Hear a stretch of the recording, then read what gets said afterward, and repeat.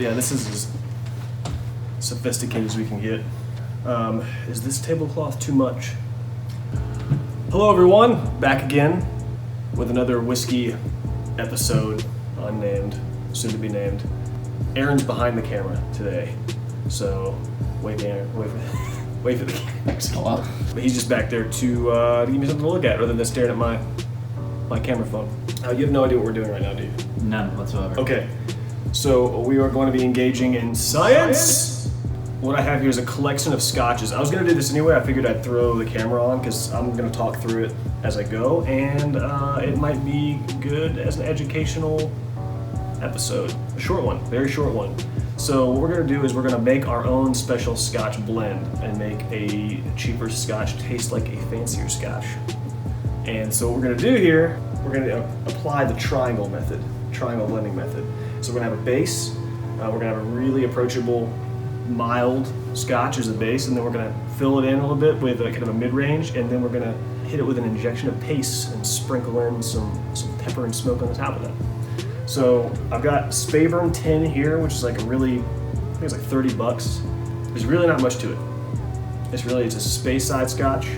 It's pretty mild. It's okay. It's fine. It's fine. It's not offensive. It's just kind of there. So I'm gonna pour, this is the base in all three of these. In each one of these, we're going to add just a little bit of something different to see which direction we want to take it in. How do you feel about that, Aaron? I feel like the audio quality is going to be a lot better without the AC on. We should just start the whole thing Okay. over. Hey folks, it's another episode here. I'm doing an educational piece where we're blending all these scotches and making fancier Scotch. Is that better? Yeah. More higher pitched and faster.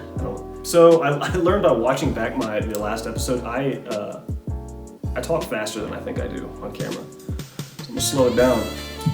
I'm gonna get sensual. I'm gonna get real nice.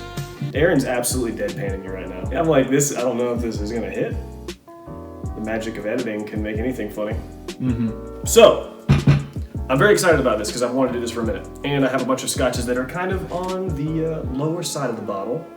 And I figured this might be a good use for them. So I'm gonna actually use the results of this to fill this bottle and create a new Scotch, which some people know is an infinity bottle. An infinity bottle is really just a blend of Scotches that some people just use as an excuse to dump their kind of empty bottles into one bottle and keep it full. And some people actually take a more scientific approach and blend it in a very specific way. So what we're gonna do here is we're gonna go a couple different directions. We got the Speyburn base, we got the mild, approachable base, Glenlivet 12 or something that's really easy to find will be another really good one to do with that. And I'm going to go in different directions with each of these three. So a couple of these Scotches, Ardbeg, a lot of people know Ardbeg. It's a very heavily, aggressively peated Scotch. It's one of the most quintessential Isle of Malt, really peated Scotches out there, along with Laphroaig and Lagavulin, most likely. You have to, when you're blending heavy peat stuff, you've got to be like real careful with stuff like that because that can take over in a hurry. So we're going to just use that as kind of an accent to kick it into the next gear. So for this one, I'm going to fill it in the middle with a bit of a sherry influence. It's got some Oloroso sherry influence in this one. This is Akatosha 12. This is one of my favorites. I really like this whiskey. This is Old Pulteney or Old Pulteney.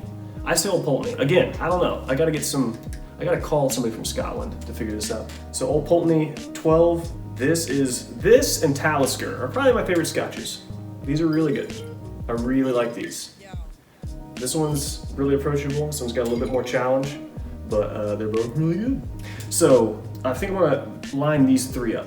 Nope, I changed my mind. Science. So I'm gonna take, I'm gonna do Lemon Orange 14, which is a port cask finish. So I'm gonna do a sherry influence, something this is a little bit more briny and salty, and then this is gonna be port.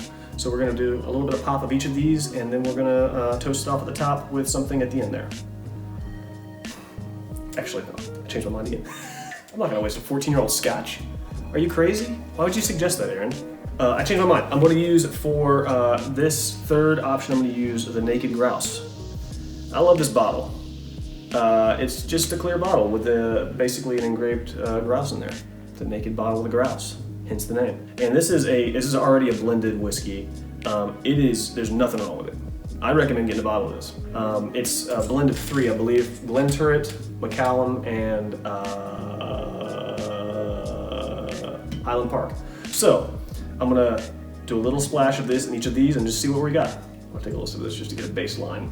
You know what I'm saying? Mm-hmm. Just a little bit.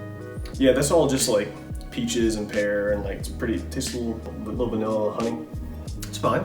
It's fine. A little bit of white pepper at the end there, a little bit of. So, let's go a little splash in here. I'm probably gonna go to about 2-to-1 ratio on these. That's gonna be kind of my baseline, just to fill out, just to make it more interesting, not to take over. I don't want this to taste like watered down versions of these whiskeys. I want it to taste like an accent on the base layer, on the foundation. Let's see what we got here. I'll do this one first. This is the one that's gonna be a little more salty, a little bit more briny. Oh wow, that got like super sweet. It's like that smells like a straight up like a vanilla Glade plug-in. It's really good. It really kind of goes away. I mean, it tastes like smoother Old Pulteney, which I don't know if I like, because I like the little bit of white pepper thing with the Old Pulteney and the more lemongrass kind of sea salty note. But it's not bad. We'll see. Okay, that's really good. It's getting a lot more interesting. It's got a like a hefty middle. Okay, this is the sherry one. Okay, it's between these two. That's really good. It's close. I'm gonna say because I like this. It's so close. I'm gonna say because I like the Akantoshan or the standalone. I'm gonna say it loses, so I don't have to mix it. I can just keep it by itself. So right now we're looking at 2 really cheap scotches, honestly. The Speyburn and the Naked Grouse. And I'm gonna put just a pop of Ardbeg in there, just to see what happens. I mean, like drops, because it's really gonna take over. So we're gonna see if this is a good idea or an absolutely terrible mistake. You know what that smells like, right? What did it smell like to you? Smoke. Yeah. Show my quarantine beard and give it a little sniff. Give it a sniff. Yep, smoke. Smoke. Burning Viking ship. I smell. That is a description that you should include, Ardbeg, on your bottle, like right engraved into it. A burning Viking ship, Ardbeg. I always think it smells. I think Ardbeg smells like peppered bacon, like smoky peppered bacon. Okay. Oh, we're in a direction that I really like. Yeah, I really like that. Yeah, I really like that. That was a good call. That was easy. Wasn't much science involved. It was just kind of putting things together. We'll get you. We'll mix it in a beaker next time. Yeah, right. So, all that to be said, that was fun and experimental and all that.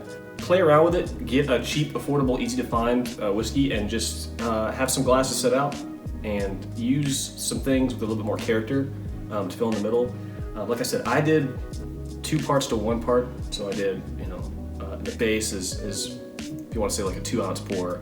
Actually, that'd be hefty. Let's not do that. Let's not do 3 2-ounce pours with 1-ounce pours on top of it. So I did like a 1-ounce pour and a 1/2-ounce pour, let's say. And then take either something like an Ardbeg or something like a Talisker, something that's either more peppery or spicy or smoky or salty, depending on the direction you want to go, and just sprinkle it on top. Add an accent. Make your own blend and yeah, have fun with it.